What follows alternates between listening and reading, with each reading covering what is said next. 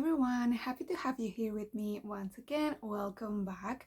Today, as you can see in the title, we're doing an eyeshadow palette tag, the round 2.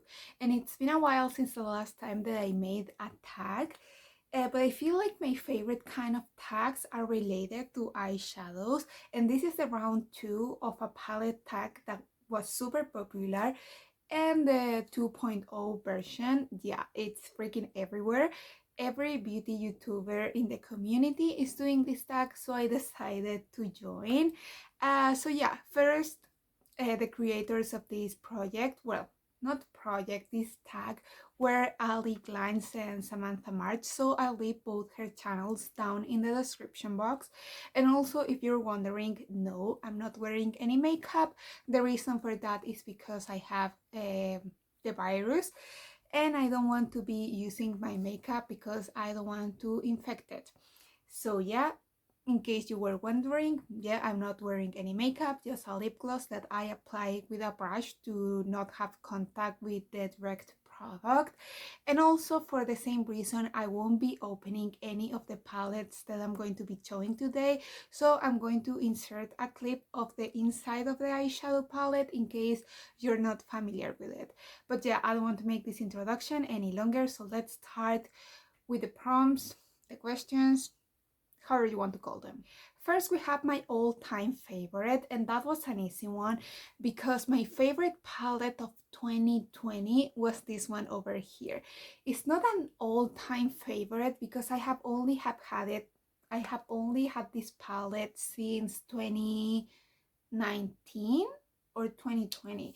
I think I bought it at the beginning of 2020, but my whole makeup collection is pretty new, so this is between my older palettes, and since I got it, I fell in love with this palette.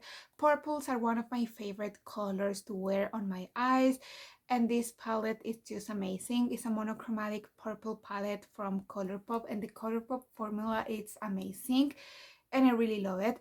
Also, even if this is a monochromatic palette, I feel like it's not too monochromatic, and it's not even that purple, to be honest. You have some lilac, some pinks, some more pink leaning purples.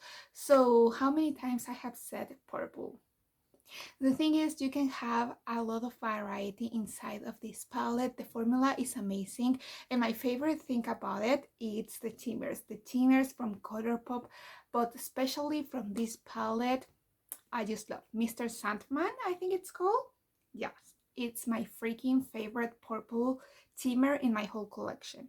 The question number 2 is your new favorite, and here I'm going to cheat a little bit because I know this is the eyeshadow palette tag, and I'm going to be sharing an eyeshadow, but it's not in a palette. But as soon as I heard favorite or new favorite, I knew that I had to mention this product because this super chocolate shadow that I'm going to show you, I have had it since the beginning of last year, and I didn't use it until now, and I'm like, why I had this product collecting collecting dust in my collection when it's this pretty, this amazing.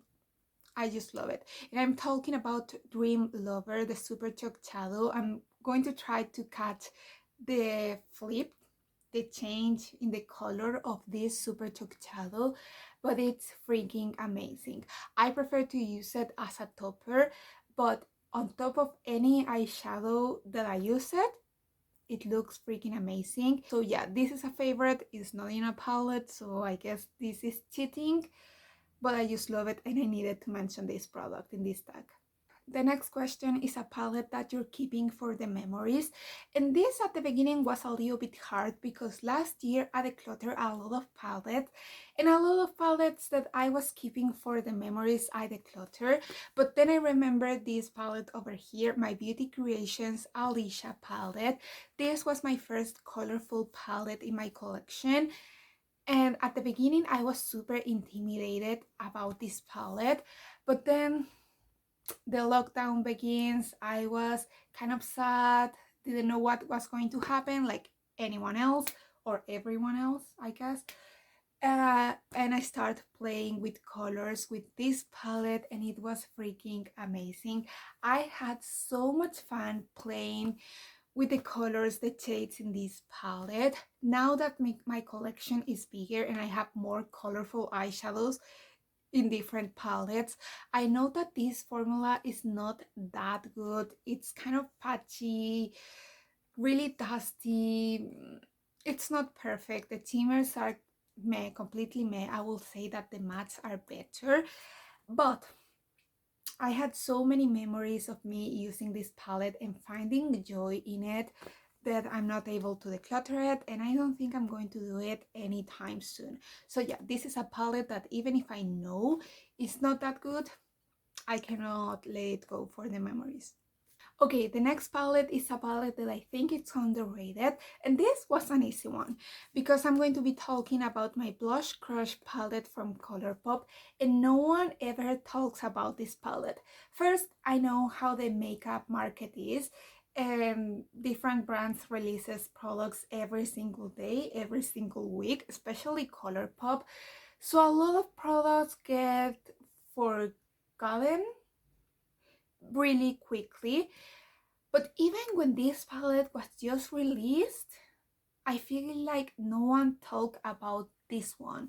Like, this was released with his sister or her sister, Nude Mood, and most of the people that I saw using those two palettes preferred Nude Mood before this one, and I just don't understand because I feel like this is the perfect pink neutral palette. I just love it. The formula is amazing. Some of the shimmers are crazy, and Nude Mood is pretty, but in my opinion, not as special and pretty as this one over here.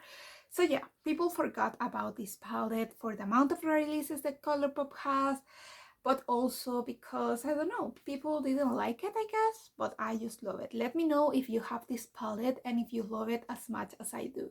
The next palette is not a favorite, but it's a palette that you cannot get rid of. And definitely for me, is this palette over here. This is my sweetest palette from Beauty Creations. This was a gift from my sister in Christmas of 2019. And for the last 2 years, I almost didn't use it at all. It's not a color story that is super unique. The formula is not that good, to be honest. The shimmers are more close to a satin than a metallic. And I don't know, this palette just doesn't call my attention. It's not bad, but it's not great either. But since it was a gift from my sister, I cannot declutter it, and it's going to stay in my collection until the end of time, basically. But yeah, since I noticed that I was not using this palette and it's starting to get old, I decided to make this palette my focus palette for 2022. So hopefully by the end of the year, all the eyeshadows will have a pan. But yeah, this is a palette that I will declutter, but I won't.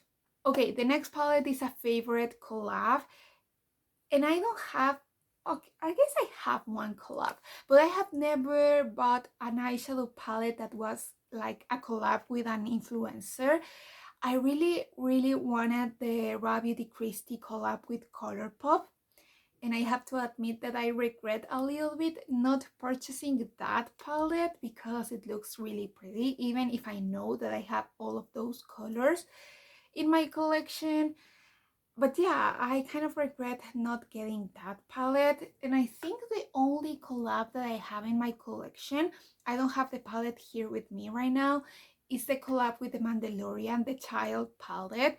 And yeah, I guess that is a collab, and I will say it's my favorite collab because it's the only collab that I have. And I don't love that palette, I just bought it because I love Baby Yoda. So yeah. Another easy one, my favorite palette of 2021. And if you saw my ranking of my whole collection of eyeshadow palettes, you know that this is my favorite palette in my whole collection. So it's the favorite of my whole collection. It's my whole collection. It's my favorite of all times. It's my favorite of 2021. And that is my Jackie Aina palette with ABH. And I feel like a broken record when I talk about this palette because I always say the same. The mattes are amazing, blendable, pigmented. The shimmers are foiled and I just love them. Almost drop it. This is an amazing palette and I don't want to repeat myself for the millionth time. But I love it. Favorite of 2021, definitely. The next one is a palette that I didn't expect to love, and that for me, it's my Dad's Taupe palette. Again, from Colourpop. I know I have a lot of Colourpop in my collection, but yeah, cool tones are not really my kind of shades, but I decided to go with this one because I feel like it's a pretty small palette, but gives you a lot of options. And even if this is a palette that I'm more leaning to use in winter, I have to say that I really wasn't expecting to love this palette as much as I do. I feel like it's a perfect palette for someone that is not super comfortable in cool tones but wants to play around. The reason for that it's because this palette, the shades in this palette has different undertones inside the cool tone undertone. What I mean with that, it's because you have some shades that are cool tone but more purple leaning, pink leaning, brown leaning, gray leaning. So you have a lot of options. And again, the teamers from Colourpop is my favorite things, and the teamers in this palette are really pretty.